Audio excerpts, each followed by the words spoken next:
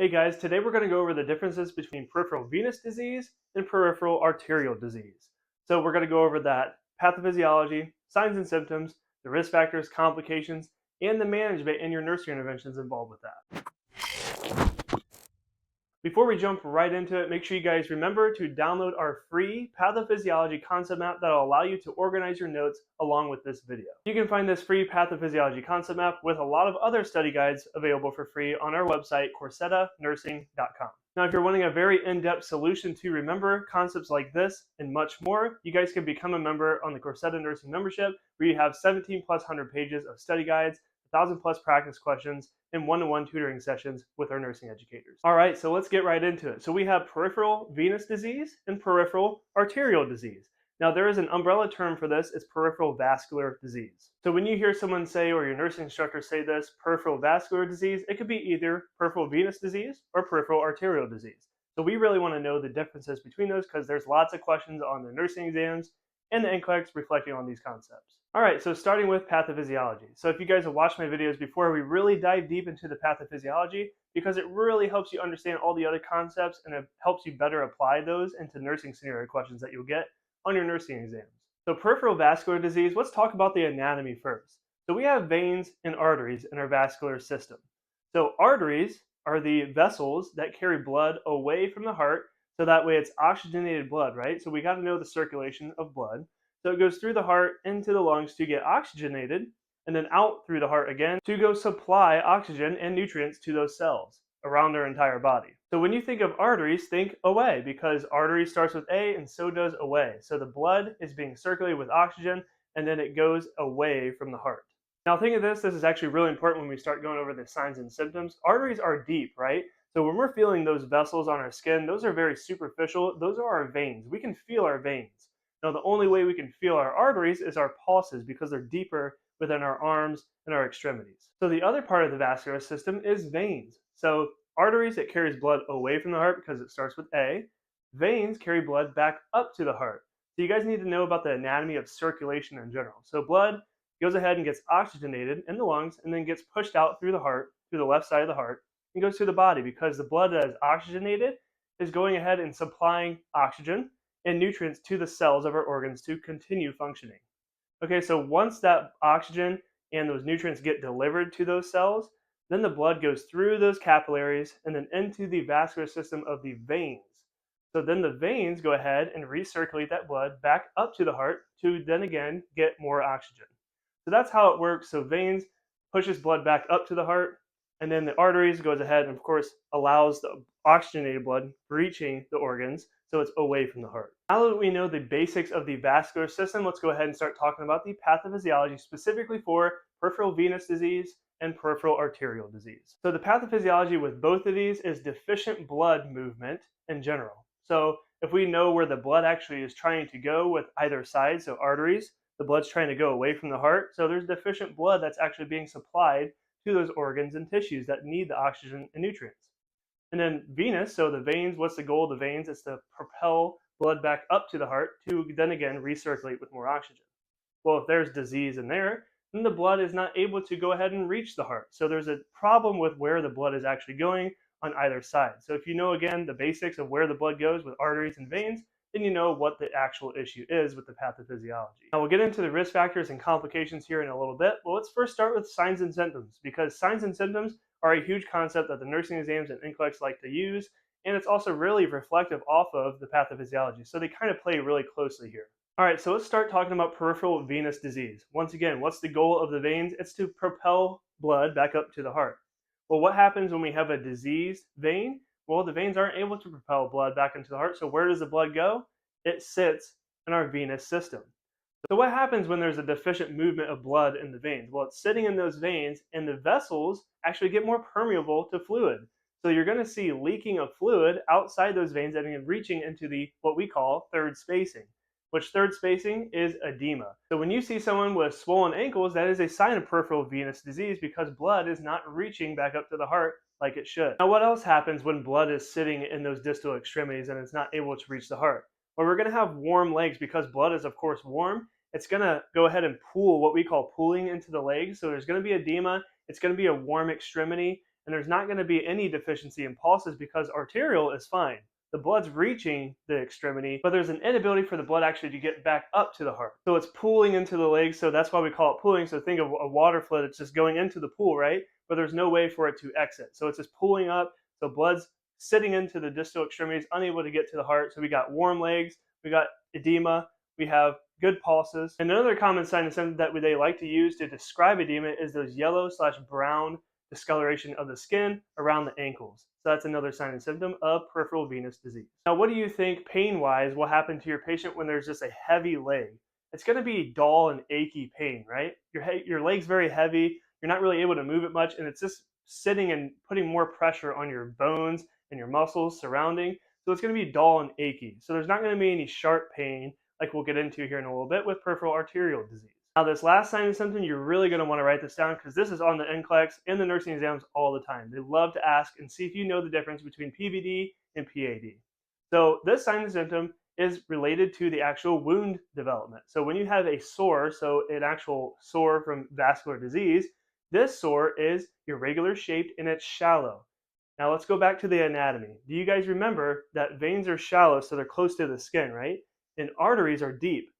So when there's a deficiency of blood being able to be moved back up to the heart, so those veins are very shallow, that's why you get sores there. So just remember that veins are shallow, so of course the wounds themselves are going to be shallow, and they're also going to have an irregular shape because so are veins. So they're shallow and it's irregular. So that is why you have shallow and irregular shaped wounds with PVD. Hey guys, it's Wilker Patrick, nursing educator inside Corsetta. I wanted to let you guys know that I will help you with anything you need at any time if you just send me a text at 940-218-4062, 940-218-4062. Let's get back to the video. All right, now let's compare PVD with PAD signs and symptoms. So PAD, peripheral arterial disease, so it has to do with the deficiency of blood moving in the arteries, so in your vascular system. So what would you think would happen if there's a deficiency of blood reaching those distal extremities? What's going to be affected with your assessment? Pulses. That's one of the common signs and symptoms that they like to reflect on is diminished pulses. So when we have diminished pulses, that makes sense, right? Because that's how we can assess the actual movement of blood in our arteries. Now remember when blood pools in that distal leg with PVD, it gets warm, right? Well, when there's not blood actually reaching that extremity, what do you think is going to be, warm or cold? It's going to be cold because blood's not even reaching it. So our tissues are going to feel cold. So the distal extremity might have cold fingertips or cold toes. That's a sign and symptom of PAD. Now we talked about the skin discoloration with PVD being yellow or brown because of the fluid that edema is just sitting third spacing in that tissue, so it discolors the skin. Well, here again with arterial disease, we're not getting blood, so oxygen, what do you think, guys, with people who have anemia? They're always pale, right?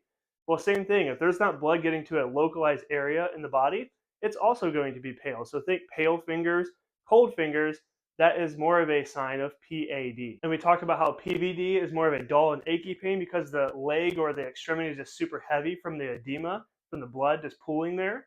Well, with arterial disease, it's going to be sharp and painful. So it's going to be a very sharp pain because think of it when your arm falls asleep where you're like trying to move it again. It's very pins and needles and it's very sharp pain. It's the same thing because your neurological system is being irritated with the lack of blood flow and oxygen to that.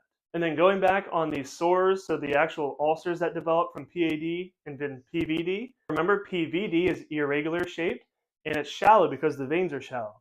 You guys remember that arteries are deep, right? We can't feel our arteries unless we actually assess the pulses. So arterial ulcers are deep and round. So they're a regular shape instead of an irregular shape because it's deep and round. So it causes ulcers that are more consistently deep and round, with PVD being more irregular shaped and very shallow because the veins are shallow. Now, let's go right ahead and go to complications because complications are very related to the signs and symptoms, and then we'll get into the risk factors here in a second. So complications, let's first start with PAD since we're still on that topic. So we talked about PAD where it's going to cause sharp pain because it's going to irritate those neurological system. Well, it's also because there's a lack of blood flow to the musculature, and that's going to increase the amount of pain as well. So we like to call this intermittent claudication. So intermittent claudication is due to the lack of blood flow to the muscles, and it causes a sharp pain that gets progressive until the blood flow actually gets recirculated there. So when there's a lack of oxygen anywhere in your body, it's going to cause a lot of pain. The most common spot for this is in the calves. So a lot of times with the nursing exams and the NCLEX, they're going to throw a nursing scenario question at you like this.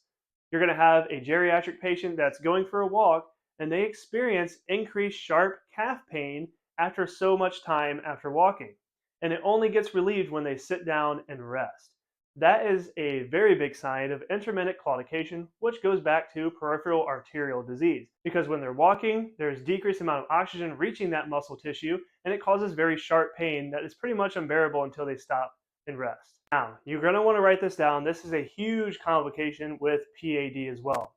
There's deficient amount of oxygen reaching those tissues, and one of the biggest complications you can have is called compartment syndrome. So intermittent claudication is just the deficiency of oxygen. There's still oxygen reaching that tissue. Well, compartment syndrome is the complete blockage of oxygen and nutrients reaching that tissue, which is excruciating pain. But remember these signs and symptoms. I want you to remember the 6 P's. So the 6 P's stands for pain, paresthesia, pulselessness, pallor, polar, and paralysis. But the most common ones you'll want to know about, because they love to reflect it on the nursing exams and NCLEX, is knowing about the characteristics of the pain and the characteristics of the paresthesia. So the pain is actually related to an unrelieved pain. So no matter how much medication you give these patients, the pain will not be relieved by it. So that is a hallmark sign and symptom of compartment syndrome. So make sure you guys write that down.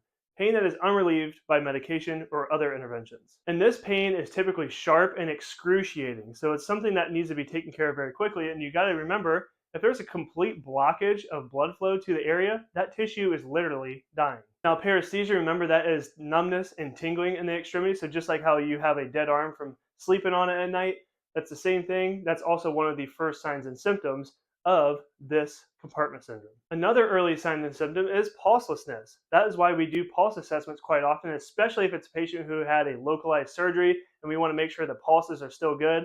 We check these because this is typically one of the first signs and symptoms of compartment syndrome. So these patients with compartment syndrome, since of course there's a complete blockage, you're not going to feel a pulse. And then pallor. So pallor is of course pale. So we already talked about these signs and symptoms with PAD. Well, this extremity is going to be pale because there's lack of blood flow.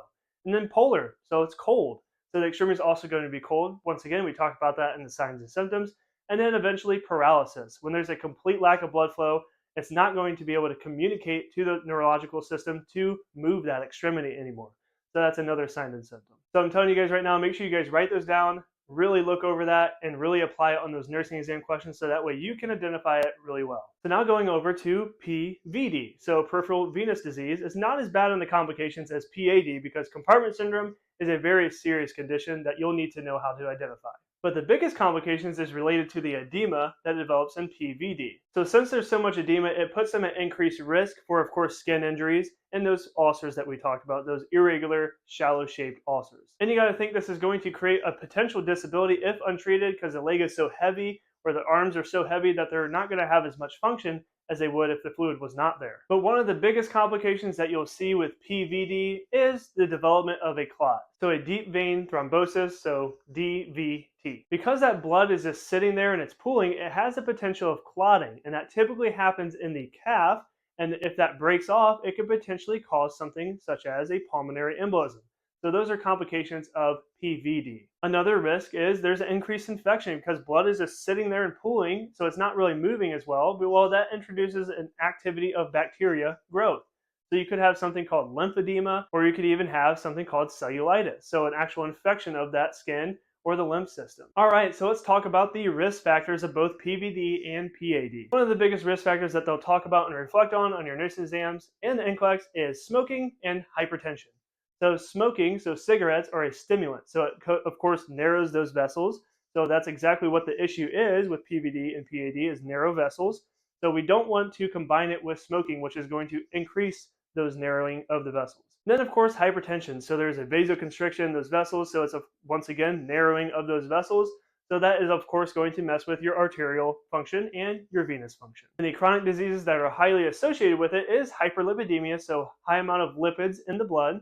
So you got your high cholesterol, hyperlipidemia, where it develops plaques, which of course plaques, if they develop in those vessels, will once again narrow that vessel. And then diabetes, because diabetes is a high blood glucose, of course, in the blood. It makes the blood super thick, which then imposes the risk of more hyperlipidemia as well, because you're messing with the metabolic function of the body and you're having more stuff sit in that vascular system and then once again causing narrowing of that vessel. All right, guys, so let's move on to the management, diagnostics, and the nursing interventions section. So let's first start with the diagnostics. So how do we even know that a patient has PAD or PVD? Well, one of the first diagnostic tests that we'll do is an artery brachial index. So this can be done outpatient or inpatient in the ED if there's a suspicion of a narrowing of a vessel.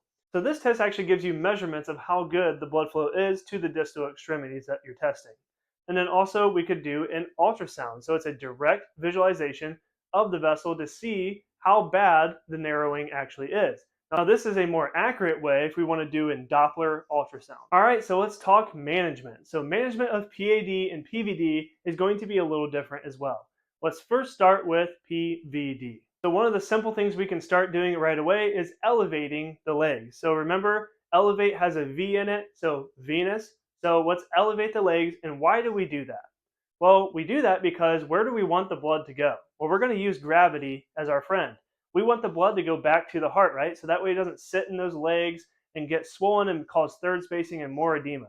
So if we elevate those legs, it's promoting blood. We're helping the vascular system get that blood back to the heart so that way it doesn't just sit in those extremities. So that's a very simple way of how we can combat that. Now, of course, depending on the severity, we may need to do a couple other things. One of those things is diuretics. So this could potentially cause some fluid overload in those extremities, and we're needing to get rid of that fluid. So we would give them diuretics to promote the loss of that fluid that is pooling in those legs. And also, along with gravity, we could use compression. So compression sleeves and compression stockings will also help promote that blood flow going back up to the heart. Now remember, if there's a suspicion of a DVT, so a deep vein thrombosis, then you need to make sure you do not massage that calf. Because especially if there's a localized area that is painful, it's called a Homan sign, where the patient has pain when they actually do a plantar flexion or if you press against the calf, then that is a potential sign of a DVT and you don't want to massage it because it could cause a break off into the lungs. So especially if there's a suspicion of a DVT, we'll put them on an antiplatelet or anticoagulant to prevent that development. Now, PAD, so peripheral arterial disease. So with these patients, we don't want to elevate the legs because the blood flow is having a difficult time reaching the extremities because that would make it more difficult. We don't want to do that because gravity would not be our friend. So we want to, once again, make gravity our friend. So we want to lower the legs below the level of the heart to promote the blood flow to reach those distal extremities. A common term they love to use is dangle. So there's an A in dangle, so think artery. So PVD, you have elevate because there's a V in it, and then PAD, it's dangle because there's an A in it. And then once again, antiplatelets, statins will also, depending on the actual cause, so if it's due to hyperlipidemia, then of course they'll be on a statin to lower that cholesterol and lipid level in the blood. If it's related to hypertension, we'll put them on antihypertensives. If it's related to diabetes, we'll control the diabetes. So it has to deal with the actual cause itself, of course. Other things we can do is promote actually increased exercise. So we want to get the blood flow moving, right? Our goal with the treatment is to improve the delivery. So when we increase our activity, it's going to improve the delivery to those tissues. And then of course, frequently monitoring those pulses is a huge deal with PAD, so that's one of your nursing interventions. That is a priority. So you want to, especially if the patient already has a suspicion of PAD, then you need to really frequently monitor those pulses and compare them to see if there's a development of something such as a compartment syndrome. So those medications that we mentioned, the antiplatelets, the statins, make sure you guys know the adverse effects on those because sometimes I like to reflect it on these kinds of questions. But a very short summary is that statins, so those lipid lowering agents, will cause liver cirrhosis or liver damage. So know that, and that you don't want to mix it with a grapefruit. So those are one of the most common things on the NCLEX. And then also antiplatelets or anticoagulants. Just know that they're an increased risk for bleeding, of course, when you take those medications. Now, if medications aren't working and the narrowing gets really severe, so we're at risk of something such as a compartment syndrome, then we will have to intervene by surgery. So we would have to do a vascular surgery. So we could put stents in the vascular system or remove the clot itself or whatever blockage that is developing there. We could directly remove it or put a stent in to open up that vessel. Now we talked about what we should do as nurses, but what else should we really avoid? So the NCLEX and the nursing exams love to reflect on this. So you should know what not to do at the bedside as a nurse when you're taking care of a patient with peripheral vascular disease. So if you think about the complications and what the actual pathophysiology issue is, These all will make a lot of sense to you, so don't worry. Think of anything that narrows the vessel. So what narrows the vessel? Cold. You don't want to apply any ice to the lower extremity because that's going to what? Constrict those vessels. But you also want to avoid heat. Why? Well, wouldn't that dilate the vessels? Well, yes, but the issue is they could have a heat-related injury because they don't have as good of a feeling, so their sensation of touch is not good, so they wouldn't be able to get the same signals as we would if something were to be hot and damaging our skin.